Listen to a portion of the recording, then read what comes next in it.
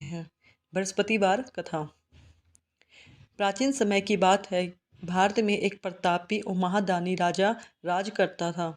वह गरीबों की सेवा करता था, ब्राह्मणों को दान देता था, कुएं, तालाब, बाग बगीचे आदि लगाता था। परंतु यह सब दान पुण्य आदि धार्मिक कार्य करके उसे उसकी रानी को पसंद नहीं आता था। वह राजा को ऐसा करने से मना किया करती थी। एक दिन राजा शिकार खेलने के लिए वन में गए। रानी अपने महल में अकेली बैठी हुई थी। उस समय बृहस्पति देव साधु के वेश में रानी के पास आए और भिक्षा मांगने लगे। रानी ने भिक्षा देने से मना कर दिया। कहा, साधु महाराज, मैं इस दान पुण्य से परेशान हो गई हूँ। मेरा पति सारा दिन दान पुण्य करते रहते हैं। इससे मेरा मन बहुत दुखी होता है। मेरी यही इच्छा है कि हमारा धन नष्ट हो जाए और मैं पूरे आराम से रह सकूं। इस पर साधु रूप में आए हुए बृहस्पति महाराज ने रानी को बहुत समझाया और कहा, रानी, तुम इस धन का दान करो, पुण्य कर्मों में लगाओ, तालाब, बाग बगीचे आदि का निर्माण कराओ। इससे तुम्हारा और तुम्हारे कुल के वंशज का नाम बढ़ेगा। परंतु रानी ऐसा करने से साफ मना कर दिया और कहा कि मैं ऐसा नहीं करना चाहती। आप कुछ ऐसा उपाय बताइए जिससे यह धन नष्ट हो जाए और मैं पूरे चैन से रह सकूं। ऐसा सुनने के बाद साधु ने उत्तर दिया कि यदि तुम्हारी ऐसी इच्छा है तो तुम्हें जैसा बताता हूँ वैसा ही करना। ऐसा करने से तुम्हारा घर धन धान्य से हीन हो जाएगा। साधु ने बताया कि गुरुवार को अपने घर को गोबर से लीपना, अपना सिर धोना, कपड़े धोना, पति से कहना कि बाल बनवाए, भोजन में मांस मदिरा का सेवन करना। इससे तुम्हारा यह सब धन नष्ट हो जाएगा और तुम चैन की सांस ले सकोगे। साधु के कहे अनुसार रानी ने वैसा ही किया। इसे करते हुए मात्र 3 गुरुवार ही बीता था कि रानी का सब धन नष्ट हो गया। वह भोजन के लिए तरसने लगी। एक दिन राजा ने रानी से बोला कि हे रानी, तुम यहाँ रहो, मैं दूसरे देश को जाता हूँ, क्योंकि देश चोरी परदेश भिक्षा। ऐसा कहकर राजा परदेश को चला। वहाँ जंगल से लकड़ियाँ काट कर लाता और शहर में बेचता। इस तरह वह अपना जीवन व्यतीत करने लगा। इधर राजा के परदेश जाते ही रानी और उसकी दासी बहुत दुखी रहने लगी। एक बार जब रानी अपनी दासी को 7 दिन तक बिना भोजन के रहना पड़ा तो रानी ने दासी से कहा कि यहाँ पास में मेरी बहन रहती है। वह बहुत धनवान है, संपन्न है। तू उसके पास जा और कुछ भोजन के लिए याचना करना। कुछ दिन हमारे गुजर बसर हो जाएंगे। इतना सुनकर दासी रानी के बहन के पास चली गई। उसी दिन गुरुवार था। रानी की बहन उस समय गुरुवार का व्रत धारण कर गुरुवार का कथा सुन रही थी। दासी ने रानी की बहन को अपनी रानी का संदेश दिया, लेकिन रानी की बड़ी बहन ने कोई उत्तर नहीं दिया, क्योंकि वह उस समय गुरुवार की कथा सुन रही थी। पूजा और कथा संपन्न करके ही बोला जाता है, इस नियम का पालन कर रही थी। इससे रानी द्वारा भेजी गई दासी बहुत दुखी हुई और घर आकर रानी से कहा कि मैंने आपकी बहन को आपका हाल सुनाया, परंतु उसने कोई उत्तर नहीं दिया। इससे रानी बहुत दुखी हुई। उसने अपनी दासी से कहा कि हे दासी, जब बुरे दिन आते हैं तो कोई नहीं सुनता। ऐसा बोलकर रानी अपने भाग्य को कोसने लगी। इधर जब रानी की बहन कथा समाप्त कर पूजा समाप्त कर उठी तो वह बहुत दुखी हुई। मेरी बहन की दासी आई थी, परंतु उसने मैंने कुछ भी बोला नहीं। नहीं, इससे वह बहुत दुखी हुई। कथा सुनकर पूजन समाप्त कर रानी अपनी बहन के घर आई और कहने लगी कि हे बहन, मैं बृहस्पतिवार का व्रत कर रही थी। तुम्हारी दासी मेरे घर आई थी, परंतु जब तक कथा होती है तब तक कुछ बोला नहीं जाता और उठा नहीं जाता। इसलिए मैं कथा समाप्त होने का इंतज़ार कर रही थी। जैसे ही कथा समाप्त हुई मैं तुम्हारे घर आई हूँ। कहो बहन, तुम्हें क्या परेशानी है। इस पर रानी की बहन फूट कर रोने लगी और कहने लगी, बहन, इस समय हमारी स्थिति बहुत खराब हो गई है। खाने खाने के लिए हम मोहताज हैं। घर में अनाज नहीं था, इसलिए मैंने दासी को तुम्हारे पास भेजा था कि तुम कुछ खाने को अनाज दे दो, जिससे हमारे कुछ दिन खाने की व्यवस्था हो जाए।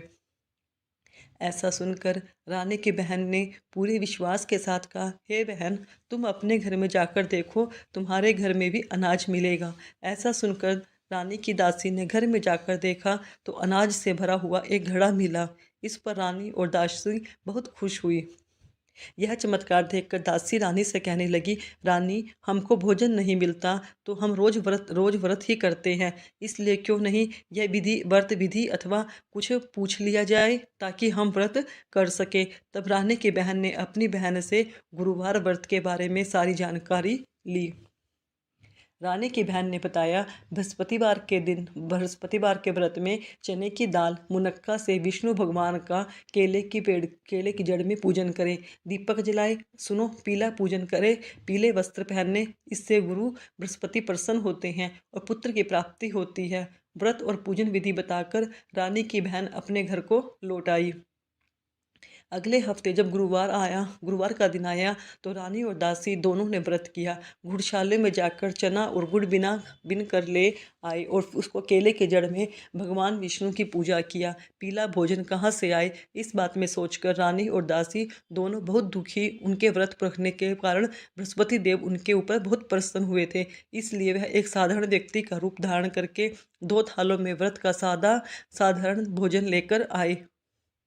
दासी को देकर बोले कि यह तुम्हें और तुम्हारी रानी के लिए भोजन है, यह भोजन तुम आराम से कर लेना। रानी ने फिर अगले हफ्ते गुरुवार का व्रत धारण किया। इससे उनकी खोई हुई राज्य संपत्ति से वापस आ गई। रानी ने इस व्रत को लगातार करना आरंभ करने लगी और आलस्य को त्याग कर दिया। कुछ समय बीता, रानी फिर पहले की तरह रहने लगी। तब दासी बोली, देखो रानी, तुम पहले भी इसी तरह आलस्य कर देती थी, तुम्हें धन रखने में कष्ट होता था, इस कारण सभी धन नष्ट हो गया था। अब जब भगवान की कृपा से धन मिला है तो तुम्हें फिर आलस्य क्यों होता है। आलस्य को त्यागो और गुरु बृहस्पति की शरण में बने रहो। रानी को समझाते हुए दासी यही कि कही, बहुत मुसीबत समस्याओं के बाद हमने यह धन पाया है, इसलिए हमें दान पुण्य करना चाहिए, भूखों को भोजन कराना चाहिए, हमको शुभ कार्यों में खर्च करना चाहिए, जिससे तुम्हारे कुल का यश बढ़ेगा और स्वर्ग की प्राप्ति होगी, पितृ प्रसन्न होंगे, तुम्हारा नाम बढ़ेगा। दासी की बात सुनकर रानी अपना सारा धन शुभ कार्य में खर्च करने लगी। पूरे नगर में इस बात की यश कीर्ति और चर्चा फैलने लगी। एक दिन राजा दुखी होकर जंगल में पेड़ के नीचे आसन जमाकर बैठा हुआ था। अपने दशा को याद करके बहुत दुखी होने लगा। गुरुवार का दिन था। एकाएक उसके पास उसने देखा कि उसी समय साधु प्रकट हुए।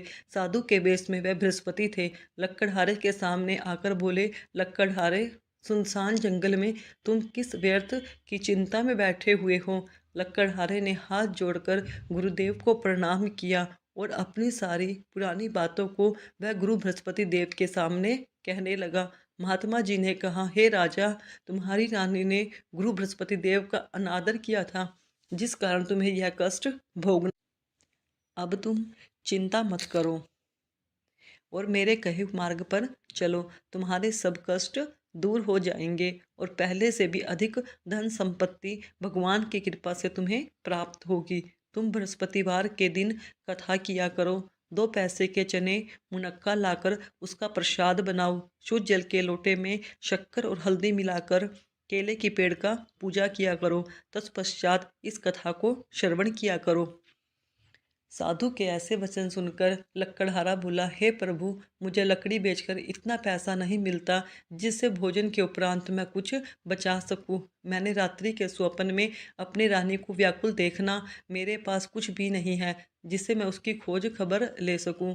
गुरु बृहस्पति ने कहा कि किस बात की चिंता मत करो, तुम रोजाना की तरह लकड़ियाँ लेकर जाओ, तुमको रोज से दुगना दाम मिलेगा, जिससे तुम भली भांति पूजन और व्रत कर सकोगे। इतना कहकर वह साधु अंतर्ध्यान हो गया और धीरे धीरे समय बीतने लगा। वही बृहस्पतिवार का दिन आया। लक्कड़हारे जंगल से लकड़ी काटकर शहर में बेचने गया। उस दिन उस राजा को रोज से दुगना दाम मिला। उस धन से गुरु बृहस्पति देव की पूजा की संपूर्ण सामग्रियां खरीद कर लाया और व्रत कर पूजन किया। परंतु दूसरे सप्ताह राजा व्रत करना भूल गया। इस कारण बृहस्पति देव नाराज हो गए। उस दिन उस नगर के राजा ने विशाल यज्ञ का आयोजन किया था और पूरे शहर में यह घोषणा करा दी थी कि कोई भी मनुष्य अपने घर का चूल्हा ना जलाए। सभी राजा के यहाँ निमंत्रण में भोजन करने को पहुँचे। राजा की आज्ञा मानकर नगर के सभी लोग राजा के यहाँ निमंत्रण में शामिल हुए। लक्कड़हारा कुछ देर से पहुंचा। देर से पहुंचने के कारण राजा उसे स्वयं अपने महल में ले जाए और भोजन करा रहे थे। तब उसकी दृष्टि रानी की खूंटी पर टंगे हुए हार पर पड़ी। वह हार रानी को नहीं दिखा, इसलिए वह व्याकुल होकर राजा से इस बारे की बात में चिंता करने लगी कि राजा रानी ने लक्कड़हारे को उस हार का चोर साबित कर दिया, उसे कारागार में डलवा दिया। लक्कड़हारा कारागार में पड़ा बहुत दुखी होकर विचार करने लगा, ना जाने कौन से जन्म के प्रभाव के कारण दुख प्राप्त हुआ है। उस साधु को याद करने लगा, उसे जंगल में मिला था। गुरु बृहस्पति अपने भक्तों की करुण पुकार पर तुरंत वहां प्रकट हुए और उसकी दशा को देखकर कहने लगे, हे मूर्ख, तूने बृहस्पति देव की पूजा कथा नहीं किया, इस कारण तुम्हें यह दुख प्राप्त हुआ है। अगले गुरुवार को कारागार के दरवाजे पर पड़े हुए 4 पैसे मिले, उसने तुम पूजा करना, तुम्हारा यह दुख दूर हो जाएगा। बृहस्पतिवार के दिन राजा को कारागार के दरवाजे पर पड़े हुए 4 पैसे मिले। उसने राजा से पूजा की सामग्री मंगाई और पूजा किया। उसी रात्रि उस नगर के राजा को यह सपना आया कि यह व्यक्ति निर्दोष है, उसे छोड़ दो, नहीं तो मैं तुम्हारे समस्त राज्य को नष्ट कर दूंगा। इस तरह रात्रि के स्वप्न को देखकर राजा प्रातःकाल उठा और खूंटी पर लटका हुआ रानी का नौलखा हार देखा। इससे वह लक्कड़हारे को जिस जेल में बंद किया था उसने उसको बुलाया, सुंदर योग्य आभूषण देकर उसे नगर को विदा किया तथा उससे क्षमा मांगी। राजा अपने नगर में के सभी पहुंचा तो उसे आश्चर्य हुआ। नगर में पहले से अधिक बाग बगीचे, तालाब, धर्मशाला इत्यादि बन गए थे। राजा ने पूछा, यह सब किसका है? तो नगर के सभी लोग कहने लगे, यह सब रानी और बांदी ने किया है। इस पर राजा को बहुत आश्चर्य हुआ तथा क्रोध भी आया। उधर जब रानी ने यह समाचार सुना कि राजा आ रहे हैं तो उन्होंने बांदी से कह दिया कि बांदी, राजा हमारी ऐसी हालत देखकर कहीं लौट ना जाए, इसलिए तू दरवाजे पर खड़ी हो जाओ। आज्ञा अनुसार उदासी उसी दरवाजे पर खड़ी हो गई। राजा आए तो उनको साथ महल में आए। जब राजा ने क्रोधित होकर अपनी रानी से पूछा, वह सब तुम्हें कैसे मिला? तो उन्होंने कहा कि यह सब धन हमें बृहस्पति देव के व्रत के प्रभाव के कारण मिला है। यह सुनकर राजा ने निश्चय किया कि 7 दिन के बाद फिर गुरुवार आएगा तो उस दिन मैं पूजन करूंगा और विधि विधान के साथ व्रत धारण करूंगा। दिन में प्रतिदिन मैं 3 बार कहानी सुनूंगा। अब हर रोज राजा के दुपट्टे में चने की दाल बनी रहती और दिन में 3 बार कहानी कहा करता। एक रोज राजा ने विचार किया कि चलो अपनी बहन के यहाँ हो आते हैं। इस तरह निश्चय कर राजा घोड़े पर सवार हो अपनी बहन के यहाँ चलने लगा। मार्ग में उसने देखा कि कुछ आदमी एक मुर्दे को लेकर जा रहे हैं। उन्हें रोककर राजा कहने लगे, अरे भाइयों, मेरी बृहस्पतिवार की कथा सुन लो। इस पर कुछ लोग क्रोधित हो गए, बोले कि इधर हमारे आदमी की मृत्यु हो गई है और उधर तुम्हें अपनी कथा की पड़ी है। परंतु कुछ बुद्धिजीवी लोग बोले कि इसकी कथा सुन लेते हैं। कथा आदि जैसी ही पहुंचा, मुर्दा हिलने लगा। जब कथा समाप्त हुई तो आराम राम करके खड़ा हुआ। आगे आगे मार्ग में चलते हुए एक किसान जो खेत में हल चला रहा था, राजा ने उसे देखकर उसे बोला, अरे भाई, मेरी गुरुवार की कथा सुन लो। किसान बोला, जब तक मैं तुम्हारी कथा सुन लूँगा तब तक 4 हरैये जोड़ लूँगा, अपनी कथा किसी और को सुनाना। इस तरह राजा आगे चलने लगा। राजा के हटते ही किसान का बैल पछाड़ कर खाकर गिर गया। किसान के पेट में बड़े जोर से दर्द होने लगा। उस समय किसान की माँ उसके लिए रोटी और पानी लेकर आई आई थी। जब यह हाल देखा तो बहुत दुखी हुई और दौड़कर उस राजा को बुलाया और उसे बुलाकर अपने खेत में बैठाकर कथा सुनने लगी। जयप्रद कथा जैसे ही प्रारंभ हुई, किसान के पेट का दर्द बंद हो गया, उसके बैल उठ खड़े हुए। राजा अपनी बहन के घर पहुंचा। बहन ने भाई का खूब स्वागत किया। दूसरे दिन प्रातःकाल राजा दगा तो देगा, सभी लोग भोजन कर रहे हैं। राजा ने अपनी बहन से कहा, ऐसा कोई मनुष्य नहीं हो जिसने अभी तक पूजन नहीं किया हो, मेरे बृहस्पतिवार की कथा सुन ले। बहन बोली, भैया, यह देश ऐसा ही है, पहले यहाँ लोग भोजन करते हैं, बाद में अन्य काम करते हैं। अगर कोई पड़ोस में हो तो देखाऊं। वह ऐसा बोलकर देखने चली गई, परंतु उसे कोई ऐसा व्यक्ति नहीं मिला जिसने अभी तक भोजन नहीं किया होगा। एक कुम्हार के घर गई जिसका लड़का बहुत बीमार था। उसे मालूम हुआ कि उसके यहाँ 3 दिन से किसी ने भोजन नहीं किया। रानी ने अपने भाई की कथा सुनने के लिए कुम्हार से कहा। वह तैयार हो गया। राजा ने जाकर गुरुवार की कथा कही, जिससे सुनकर उसका लड़का ठीक हो गया। अब तो राजा की बहुत ज़्यादा प्रशंसा होने लगी। एक रोज राजा ने अपनी बहन से कहा, हे बहन, हम अपने घर को जाएंगे, तुम भी तैयार हो जाओ। राजा की बहन ने अपने सास से आज्ञा मांगी तो सास ने कहा, तू चली जा, परंतु अपने बच्चों को मत लेके जाना, क्योंकि तेरे भाई के कोई संतान नहीं है। बहन ने अपने भाई से कहा, हे भैया, मैं तो चलूंगी, परंतु बालक लोग नहीं जा सकेंगे, क्योंकि माता जी की आज्ञा नहीं है। इस पर राजा बोला, जब बालक ही नहीं चलेंगे तो तुम क्या करोगी। बड़े दुखी मन से राजा अपने नगर को लौट आया। घर लौटकर राजा ने अपने रानी से कहा, हे रानी, हम निसंतान हैं, इसलिए कोई हमारा मुख नहीं देखना चाहता। ऐसा बोलकर राजा भोजन इत्यादि नहीं किए और अपने महल में जाकर विश्राम करने लगे। रानी बोली, प्रभु बृहस्पति देव ने हमें सब कुछ दिया है, वह हमें संतान भी देंगे। उसी रात बृहस्पति देव ने स्वप्न में कहा कि राजा उठ, तेरे दुख के दिन समाप्त हुए, तेरी रानी गर्भ से है। राजा गुरु बृहस्पति देव की यह बात सुनकर बहुत ज़्यादा प्रसन्न हुए। राजा की खुशी का ठिकाना न रहा। 9वें महीने में रानी के गर्भ से एक सुंदर पुत्र पैदा हुआ। तब राजा बोला, रानी, एक स्त्री बिना भोजन के रह सकती है, परंतु बिना कुछ कहे नहीं रह सकती। जब मेरी बहन आए तुम उसको कुछ मत देना। रानी से सुनकर हाँ कर दिया। जब राजा की बहन ने सुबह समाचार सुना तो वह बहुत खुश हुई, बधाई लेकर अपने भाई के यहाँ आई। रानी ने कहा, घोड़ा चढ़कर तो नहीं आई, गधा चढ़ी आई। राजा की बहन बोली, भाभी, इस प्रकार नाक होती तो तुम्हें औलाद कैसे मिलती। बृहस्पति देव ऐसे ही हैं, जिसके मन की मनोकामनाएं हैं सभी को पूर्ण करते हैं। प्रेम पूर्वक जो इस व्रत को धारण करता है, कथा सुनता है, पढ़ता है, उसकी सभी मनोकामनाएं गुरुदेव की कृपा से पूर्ण होती हैं। बोलो बृहस्पति देव गुरु की जय। भगवान जैसे राजा की लाज रखी, कहते कहानी कहने सुनने वाले सभी की लाज रखना। बोलो बृहस्पति देव महाराज की जय। चाहिए बृहस्पतिवार का व्रत करने और कथा का श्रवण करने से स्त्री और पुरुष सभी की मनोकामनाएं पूर्ण होती है।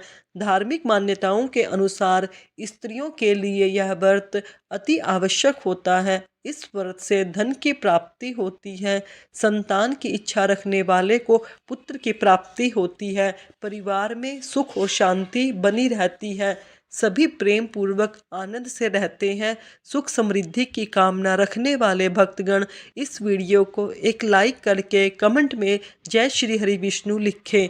आपके भगवान सभी मनोकामनाओं को पूर्ण करेंगे। आइए चलते हैं कथा की ओर। बृहस्पति देव की कथा। किसी गांव में एक साहूकार रहता था, जिसके घर में अन्न, वस्त्र और साधन किसी चीज की कोई कमी नहीं थी, परंतु उसकी पत्नी बहुत ही कृपण थी। वह किसी भिक्षार्थी को कुछ नहीं दिया करती थी, सारे दिन घर के कामकाज में लगी रहती थी। एक बार एक साधु महात्मा बृहस्पतिवार के दिन उनके घर पर आए और भिक्षा की याचना करने लगे। वह उस समय अपने घर का आंगन लीप रही थी। इस कारण साधु महात्मा से कहने लगी, महाराज, इस समय तो मैं घर का आंगन लीप रही हूँ, आपको कुछ नहीं दे सकती, फिर किसी समय आ जाना। साधु महात्मा खाली हाथ चले गए। कुछ दिन के बाद वही साधु महात्मा फिर आए, उसी तरह भिक्षा मांगी। साहूकार ने उस समय अपने बेटे को खाना खिला रही थी। वह कहने लगी, महाराज, मैं क्या करूं, मेरे पास समय नहीं है, इसलिए आपको भिक्षा नहीं दे सकती। तीसरी बार साधु महात्मा आए तो उसने उसी तरह टालना चाहा, परंतु साधु महात्मा कहने लगे, यदि बिल्कुल तुमको अवकाश मिल जाए फिर तुम क्या भिक्षा दोगी। साहूकार ने कहने लगी, हाँ महाराज, यदि ऐसा हो जाए तो आपकी बड़ी कृपा होगी। साधु महात्मा कहने लगे, अच्छा, मैं एक उपाय बताता हूँ। तुम बृहस्पतिवार के दिन देर से उठना, सारे घर में झाड़ू लगाकर कूड़ा एक और इकट्ठा कर देना, घर में चौका आदि इत्यादि मत जलाना। फिर स्नान आदि करके घर वालों से कह दो उस दिन सब हजामत बनवाएं, कटिंग करवाएं। रसोई बनाकर चूल्हे के पीछे रख देना, सामने कभी ना रखना। सायंकाल को अंधेरा होने के बाद दीपक जलाना, तब बृहस्पतिवार के दिन पीले वस्त्र मत धारण करना और ना ही खाने में कोई पीली वस्तु का उपयोग करना। यदि ऐसा करोगी तो तुम्हारे घर में अवकाश ही अवकाश होगा, तुम्हें कोई भी कामकाज नहीं होगा। साहूकारनी ने ऐसा ही किया। कुछ समय बाद उसके घर में खाने को अन्न का दाना ना रहा। थोड़े ही दिनों में वही साधु महात्मा फिर आए और भिक्षा मांगी। साहूकारनी ने कहा, महाराज, मेरे घर में खाने को अन्न नहीं है, आपको कहाँ से दूं? तब साहूकार महात्मा ने कहा, जब तुम्हारे घर में सब कुछ था जब तब भी तुम कुछ नहीं देती थी, अब पूरा पूरा अवकाश है तब भी तुम कुछ नहीं देती हो, तुम क्या चाहती हो वह कहो। तब साहूकारनी ने हाथ जोड़कर प्रार्थना की, महाराज, अब आप कोई ऐसा उपाय बताएं जिससे पहले के जैसे धन धान्य हो जाए। अब मैं प्रतिज्ञा करती हूँ कि मैं किसी भी याचक को बिना भिक्षा दिए नहीं भेजूंगी। तब साधु महात्मा ने कहा, बृहस्पतिवार को प्रातःकाल उठकर स्नान आदि से निर्वित हो घर को गोबर से लीपकर घर के पुरुष हजामत ना बनवाएं, भूखों को अन्न देती रहो, ठीक सायंकाल के समय दीपक जलाओ। यदि ऐसा करोगी तो तुम्हारी सब मनोकामनाएं भगवान विष्णु की कृपा से पूर्ण होंगी। साहूकारनी ने ऐसा ही किया। भगवान विष्णु की कृपा से उसके घर में धन धान्य की वृद्धि हो गई, पूरा घर पहले के जैसा हो गया। भगवान विष्णु तो बस भक्तों के दिलों का प्रेम भाव देखते हैं, उन्हें पैसे से क्या काम। तो भगवान की कृपा से उनके घर में सब धन धान्य पहले के जैसा हो गया। बोलो विष्णु भगवान की जय। बृहस्पतिवार की दूसरी कथा। एक दिन इंद्र बड़े अहंकार से अपने सिंहासन पर बैठे थे और बहुत से देवता, ऋषि, गंधर्व, किन्नर आदि सभी उपस्थित थे। जिस समय बृहस्पतिवार जी वहां पर आए तो सब के सब उनके सम्मान के लिए खड़े हो गए, परंतु इंद्र गर्व के मारे खड़ा ना हुआ, यद्यपि वह सदैव उनका आदर किया करता था। बृहस्पति जी अपना अनादर समझते हुए वहां से उठकर चले गए। तब इंद्र को बड़ा शौक हुआ कि मैंने गुरुजी का अनादर कर दिया, मुझसे बड़ी भूल हो गई। गुरुजी के आशीर्वाद से ही मुझे यह सब वैभव प्राप्त है, उनके क्रोध से सब नष्ट हो जाएगा, इसलिए उनके पास जाकर मुझे क्षमा याचना करनी चाहिए। ऐसा विचार कर इंद्र उनके स्थान पर गए। जब बृहस्पति जी ने अपने योग बल से यह जान लिया कि इंद्र क्षमा मांगने के लिए यहाँ पर आ रहा है, तब क्रोधवश उससे भेंट करना उचित न समझकर अंतर्ध्यान हो गए। जब इंद्र ने बृहस्पति जी को न देखा तब निराश होकर लौट आए। जब दैत्यों के राजा विश्ववर्मा को यह समाचार विदित हुआ तो उसने अपने गुरु शुक्राचार्य की आज्ञा से इंद्रपुरी को चारों तरफ से घेर लिया। गुरु की कृपा न होने के कारण देवता हारने लगे, वे मार खाकर गिरने लगे। तब उन्होंने ब्रह्मा जी को विनय पूर्वक सब वृत्तांत सुनाया और कहा, महाराज, दैत्यों से किसी प्रकार बचाइए। तब ब्रह्मा जी कहने लगे, तुमने बड़ा अपराध किया है जो गुरुदेव को क्रोधित कर दिया। अब तुम्हारा कल्याण इसी में हो सकता है कि त्वष्टा ब्राह्मण का पुत्र विश्वरूप बड़ा तपस्वी और ज्ञानी है, उसे अपना पुरोहित बनाओ तो तुम्हारा कल्याण हो सकता है। यह सुनते ही इंद्र त्वष्टा के पास गए और बड़े विनीत भाव से त्वष्टा से कहने लगे, आप हमारे पुरोहित बन जाइए जिससे हमारा कल्याण हो। तब त्वष्टा ने उत्तर दिया, पुरोहित बनने से तपोबल घट जाता है, परंतु तुम बहुत विनीत कर रहे हो, इसलिए मैं विश्वरूप पुत्र पुरोहित बनकर तुम्हारी रक्षा करूंगा। विश्वरूप ने पिता की आज्ञा से पुरोहित बनकर ऐसा यत्न किया कि हरि इच्छा से इंद्र विश्ववर्मा को युद्ध में जीतकर अपने इंद्रासन पर बैठ गया। विश्वरूप के 3 मुख थे, एक मुख से वह सोमलती रस्सा कर निकाल कर पीते थे, दूसरे मुख से वह मदिरा पीते और तीसरे मुख से अन्न आदि भोजन ग्रहण करते थे। इंद्र ने कुछ दिनों के बाद कहा, मैं आपकी कृपा से यज्ञ करना चाहता हूँ। जब विश्वरूप की आज्ञा अनुसार यज्ञ प्रारंभ हो गया तब एक दैत्य ने विश्वरूप से कहा, तुम्हारी माता दैत्य की कन्या है, इस कारण हमारे कल्याण के नियमित एक आहुति दैत्यों के नाम पर भी दिया करो तो अति उत्तम बात है। विश्वरूप उस दैत्य का कहा मानकर आहुति देते समय दैत्य का नाम धीरे से लेने लगा। इसी कारण यज्ञ करने से देवताओं का तेज नहीं बढ़ा। इंद्र ने यह वृत्तांत जानने की क्रोधित होकर विश्वरूप के 3 सिर काट डाले। मद्यपान करने वाले से भंवरा, सोमपल्ली पीने वाले से कबूतर और अन्न खाने वाले मुख से तीतर बन गया। विश्वरूप के मरते ही इंद्र का स्वरूप ब्रह्महत्या के प्रभाव से बदल गया। देवताओं के 1 वर्ष पश्चाताप करने पर भी ब्रह्महत्या का वह पाप न छूटा तो सब देवताओं ने प्रार्थना करने पर ब्रह्मा जी बृहस्पति जी सहित वहां पर आए। उस ब्रह्महत्या के 4 भाग किए, उसमें से 1 भाग पृथ्वी को दिया। इसी कारण कहीं धरती ऊंची नीची और बीज बोने लायक भी नहीं होती। साथ ही ब्रह्मा जी ने यह वरदान दिया, जहाँ पृथ्वी में गड्ढा होगा कुछ समय पाकर वह स्वयं भर जाएगा। दूसरे वृक्षों को दिया जिससे उनसे गोंद भरकर बहता है। इस कारण गूगल के अतिरिक्त सब गोंद अशुद्ध समझे जाते हैं। वृक्षों को यह भी वरदान दिया कि ऊपर से सूख जाने पर वह जड़ से फिर फूट जाएगा। तीसरा भाग स्त्रियों से दिया। इसी कारण स्त्रियां हर महीने रजस्वला होकर पहले दिन चंडालनी, दूसरे दिन भ्रमघातनी, तीसरे दिन धोबिन के समान रहकर चौथे दिन शुद्ध होती हैं और संतान प्राप्ति का उनको वरदान दिया। चौथा भाग जल को दिया जिससे फेन और शिवाल आदि जल के ऊपर आ जाते हैं। जल को यह वरदान भी मिला कि जिस चीज में डाला जाएगा वह बोझ में बढ़ जाएगा। इस प्रकार इंद्र को ब्रह्म हत्या पाप से मुक्त किया। जो मनुष्य इस कथा को पढ़ता है या सुनता है उसके सब पाप बृहस्पति जी महाराज की कृपा से नष्ट हो जाते हैं। बृहस्पति देव तो अपने भक्तों पर हमेशा दया ही करते हैं, इसलिए हमें बृहस्पतिवार के दिन कथा को अवश्य श्रवण करना चाहिए। हमने अगर व्रत रखा है तो कथा अवश्य श्रवण करेंगे। अगर हमें व्रत ना भी रखा हो तो भगवान विष्णु की कृपा पाने के लिए हमें बृहस्पतिवार के दिन बृहस्पति देव जी की कथा का श्रवण करना चाहिए। भक्तों, ये मैंने आज आपको बृहस्पति देव की कथा सुनाई। अगर आपको मेरी सुनाई गई कथा अच्छी लगी हो तो मेरे चैनल को सब्सक्राइब करो, वीडियो को लाइक करो, कमेंट में राधे राधे अवश्य लिखो। धन्यवाद भक्तों।